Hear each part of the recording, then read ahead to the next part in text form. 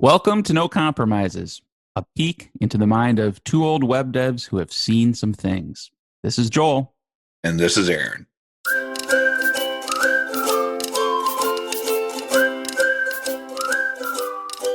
So I have a lot of personal pride. I like to look at myself and be like, I'm doing a great job at my job. I'm smart. I'm driven. I reasonably feel good about myself in a lot of these areas. But one thing that I've been struggling with lately is what do I do when I'm wrong? And actually, if I look at it more often, the more I get to be a senior developer, the more times I feel like I'm wrong more often. And then I start questioning, am I even a senior developer? Do you even know what I'm talking about, Joel? I, um, I think so. I think I'm following you. My first thought was like, just don't be wrong, but no, that's not an option. So that's not helpful. Um, and I think maybe this is an aspect to it. It's not even that you're wrong with higher frequency, but is it possible like when you're wrong, it's more visible? Like, because if you're senior, you're on a team and other people are maybe looking to you for guidance. Like, is that part of it too? Is like Hmm. being more visibly wrong, whereas because of your position on the team or in the company or something like that. Well, that could be. That's something I didn't even think about. I would say that I would say it's more frequency Okay. than like uh, size. Yeah. And I'm starting to come to a sort of a pattern and to explain why that's happening, but I'm not sure. That's why I want to talk it out with you. Yeah. I'm up for it. So what I'm noticing is as you become senior developer and as you kind of learn more about your craft, you get to these plateaus of knowledge and understanding where you suddenly know a lot, and then you can either stay there or you can stay there for a while and push yourself to the next level. Okay. And so I found that throughout the many years of my programming career, I think I've mentioned that in other podcasts, like within the first 5 years, I thought I knew everything. I was lucky enough to go to a Zen Con when that was a thing and Yeah. totally got my plateau set at the proper level and realized, oh, this is just the first step. I don't know anything. Is that a euphemism for knowing like getting set straight? Like, oh, I got my plateau reset to a new level. Nice. So I think as I kind of build out and spend more time in this, I'm not sure if I'm hitting more plateaus or if Mm. I'm becoming more fluid with like if the plateaus are actually less. Because I'll say every time that you hit that plateau and then you learn the new things, you realize all the things that you did know, but all the things that you were wrong about too. And that, well, wrong is kind of a strong word, but like, Yeah. that wasn't right. It could have been better. You didn't architect that right. You've learned a new technology or no new architectural process, and boy, the way you were doing before now is just silly.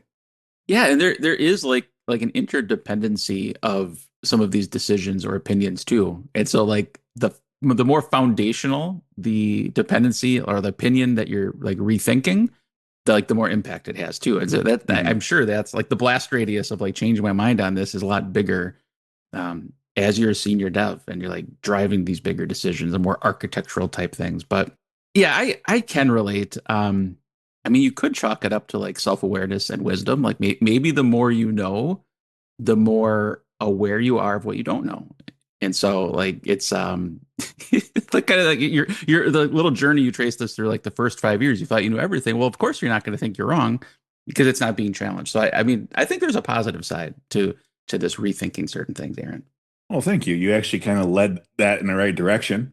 I didn't prepare Joel, but that was kind of where I was going. Is like, Okay. well, there's two different ways to look at this. Either Yeah. I'm wrong more often, or I'm building up a larger collection of knowledge as I intend to move forward in my career, and I'm able to more fluidly assess each set of decisions. And maybe I'm just creating a better and better mental model in a way of how all my things work. And so it's not necessarily wrong, it's that I'm getting more and more information, I'm getting more and more Yeah. experience, and therefore I can go and adjust these things that were, quote, right at the time. But now that I have more experience and more different things, they become a little bit more nuanced. Yeah, I think nuance is a great word because like right wrong is like just it sounds so black and white, but it isn't that simple in most cases, right? Like you could probably make an argument to like even defend your previous position and it could be like mostly valid, but the nuance is where like these additional thoughts come in and it just opens up the door to rethinking it, which I think is healthy. So what's interesting is that as you kind of go throughout your career, the places where you get told you're wrong sort of change, whether they're Mm, by the exterior or the interior. So we do code reviews, for example. hmm. And when I was more of a junior programmer, I would get a lot more feedback on my code reviews. I had done a lot of things incorrectly or not the highest level of quality or things like that. I had much to learn. As I grow my career, I'm finding my corrections are more at the architectural level and Yeah. even the mechanical level of how I use my tool sets and my languages. So you're kind of right. There's a nuance and there's also a targeted layer. But one of the things that I've been kind of struggling with, I mean, struggling is almost too strong of a word, though, is when you're a junior, unless you have crazy cocky pride, it's easy to be told you're wrong because you know nothing. Okay. But as you get to senior level, Yeah. how do like I find myself sometimes pushing back against another senior developer like Joel, being like, "Are you sure? Because what I know that isn't right." You know, if I'm maybe cranky or something like that.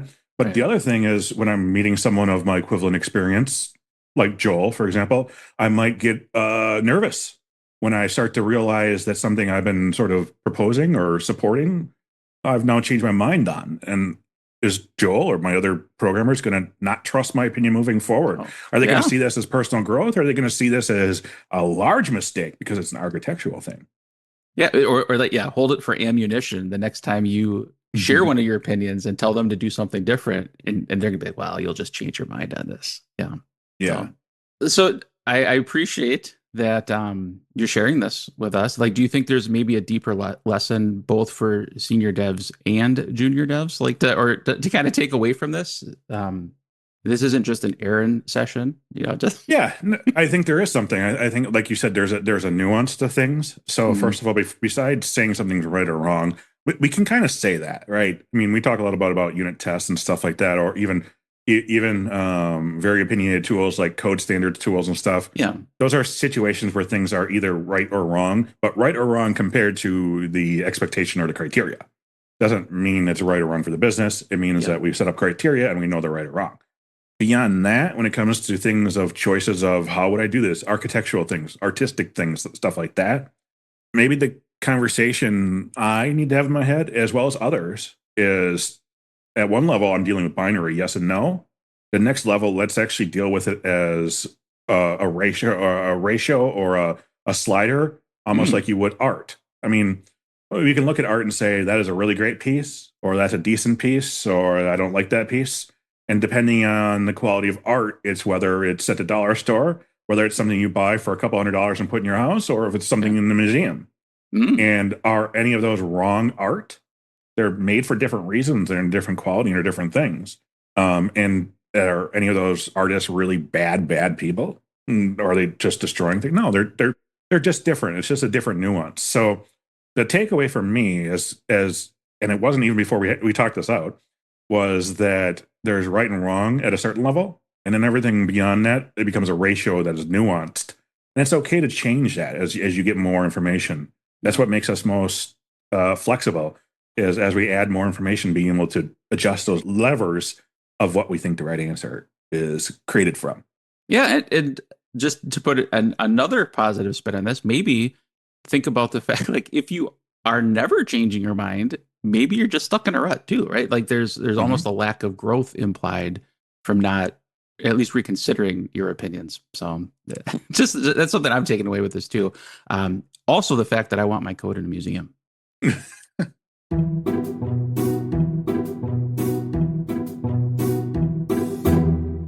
Aaron, other people don't have the privilege of watching Mhm. us record this, but we see each other as we're recording. And I just wanted to tell you, I have not been winking at you throughout this entire Okay, episode. I was wondering about that. Like every time I would say something, there was a little bit of a cheeky look. It's cheeky. I like that. I shortly before we recorded, I ate a piece of pizza and a little crumb popped off and went straight into my eye. So from now on, first of all, I will be wearing safety goggles when I eat pizza. But second of all, that is why I was kind of like twitchy in the eyes today. Okay. I'm not the only senior developer that's kind of ran through this process and had code that they thought could be better, could be updated, right? I know for a fact that you're not. In fact, we have helped other senior developers review their code and review some of their architectural decisions. If you'd like us to help on your project, head over to masteringlaravel.io/code review.